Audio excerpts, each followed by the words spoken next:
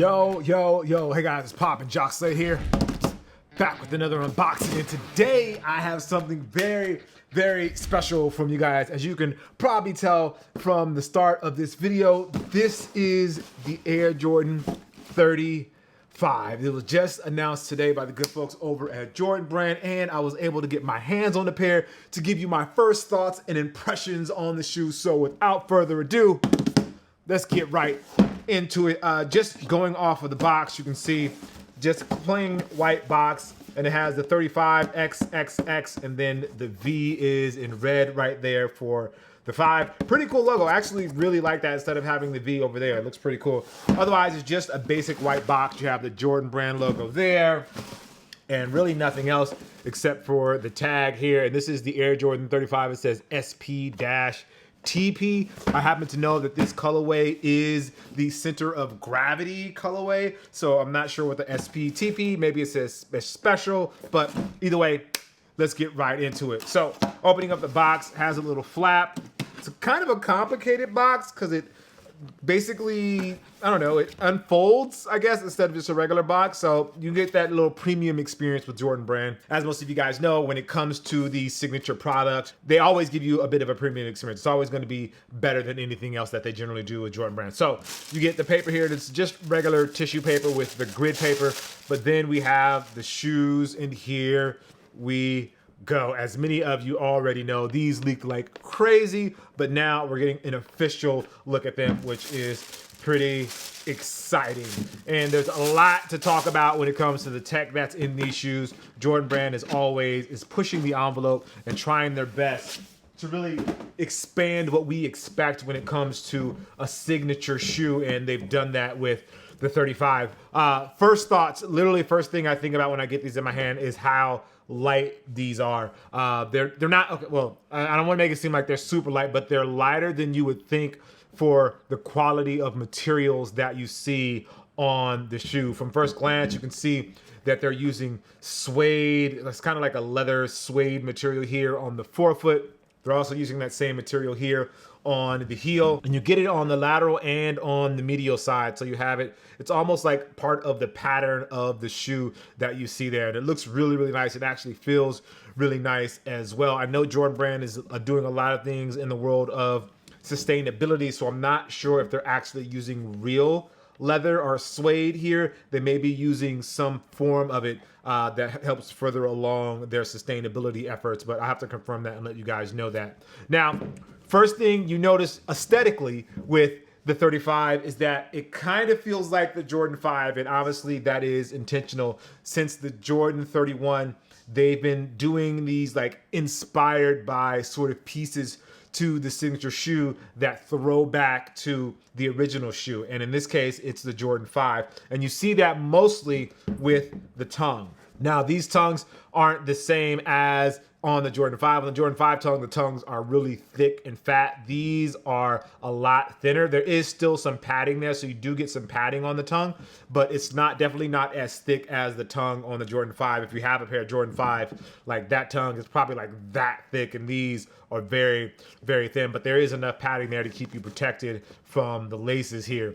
And speaking of the laces, you can see that they have the internal lacing system, and it's using this webbing here to give you the lace loops to kind of lock you in. So that's going to pull both of these sides in, and they're actually pretty thick, which I think is better than just having the individual holes, because when you have those individual holes, it has a smaller area to pull on. So when they use these ribbons that have a wider gap to the material on the side panels, it pulls a little bit more of those panels in to lock over your foot, as opposed to just that individual area. Not a big deal, not gonna make a big difference in how the shoe fits and how the shoe feels, but it will make a little difference, and that is what is important.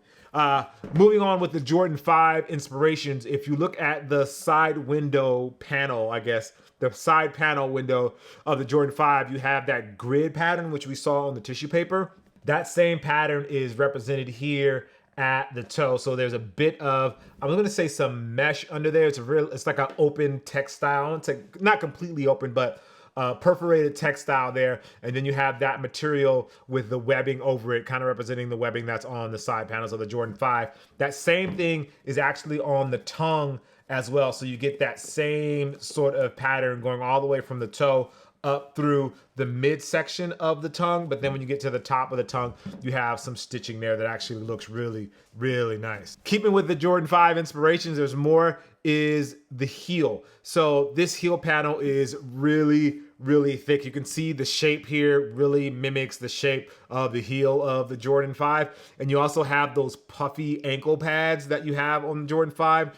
Those are returning here as well. And these honestly may be a little thicker than the ones that are on the Jordan 5. It gives you that support around your ankle and that feel, and then also kind of locks in your Achilles, and then it also kind of locks your foot in as well. See, these pads don't go all the way down. There's a wider pad here at the top, but then they have a softer, smaller pad that's down at the bottom before it kind of caves in around your heel down at the bottom. And I'll learn more about that obviously when I actually get a chance to wear test these. But as of right now, that's the most noticeable thing when it comes to the Jordan 5. Now on to the new things about the Jordan 35. I know I've been talking a lot about the Jordan 5 inspirations, but there's actually a lot of new tech that's happening here as well. And one of those things is what they're calling flight wire. So if you see this here, this sort of rainbow looking section of the lateral side, which also appears on the medial side as well,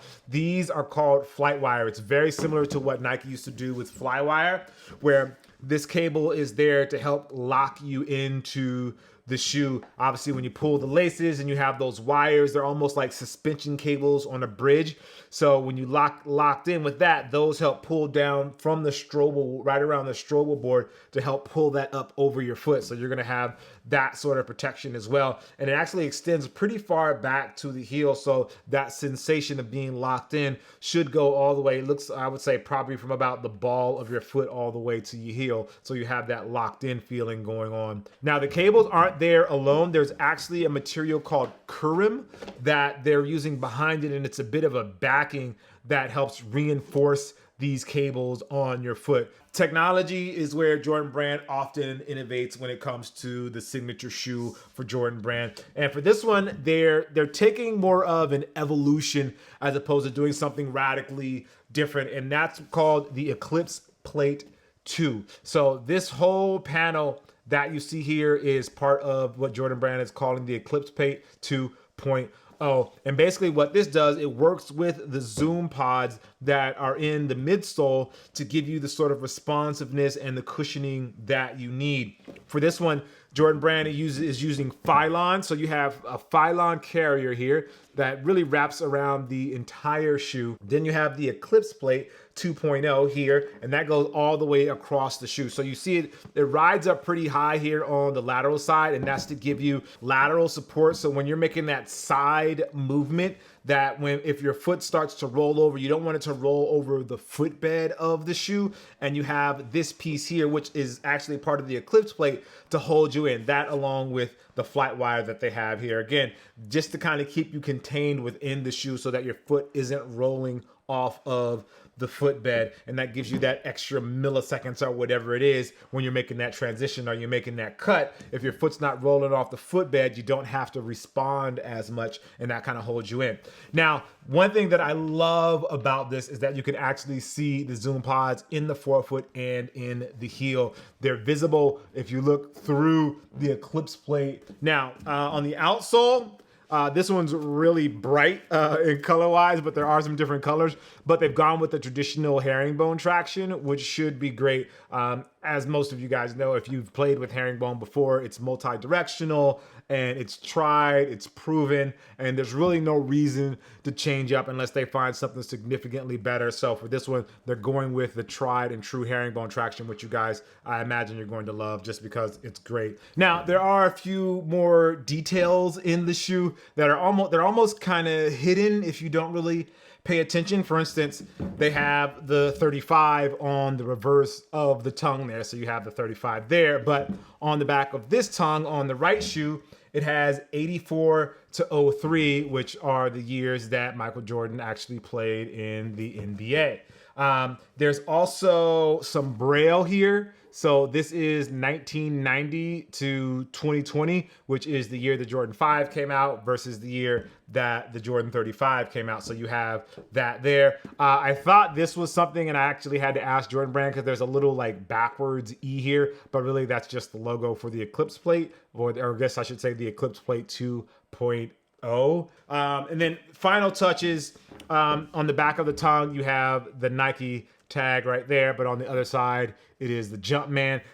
Thing about that is you'll be able to see both Nike and Jordan when you're walking or when you're wearing the shoes, regardless of which angle you're looking. So if you're looking from someone on that side, you see Nike first, then you see Jordan Brand. But if they're looking from that side, that a little thing, small thing, but it's interesting to me because it gives you both the Nike Air and the Jordan logo, which we don't often get when it comes to Jordan Brand. It's either one or the other, but they're mixing them up here, which I think, again, pretty cool to me, pretty cool detail to me. One thing I do wish that they had was the reflective tongue like you get on the Jordan 5. They mentioned it in the meeting that they may be adding it to a couple of the other pairs, so we may be getting that reflective Jordan 5 tongue there. But again, this is really the Jordan 35 and not the Jordan 5, so you can't put too much focus on the past. But as someone that's familiar with the Jordan 5, when you see the tongue shaped like this, there's a part of you that's like, oh man, I kind of want that reflective thing there. And then the final touch is the 23. You see it on the Jordan 5, and you see it here on the Jordan 35. This one isn't stitched in. This one looks like just like pressed on. It's like molded on, so you don't get that same stitching like you get on the Jordan 5. And then the other 23 is going to be right at the toe, so you get like the future Jordan 3 there at the toe, and then you get the old school style 23 here on the heel. And even though this isn't like the Jordan 5 print of the 23, it has that old school sort of feel to it. It's pretty cool in that way. Anyway, yeah, so right now I'm actually going to go try these on. I'll show you how these look on foot. But otherwise, yeah, I think it's going to be a good move, and I'm looking forward to getting some time and actually playing in these. So yeah, let me know what you guys think of the Air Jordan 5. And right now I'm going to go try these on. You can tell me how they look on foot.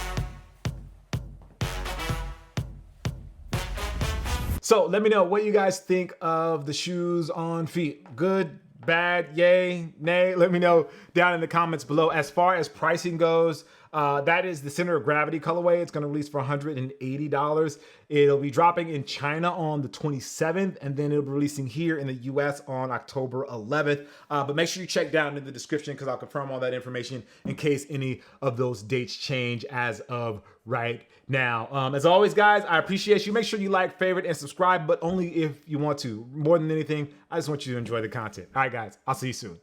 Peace.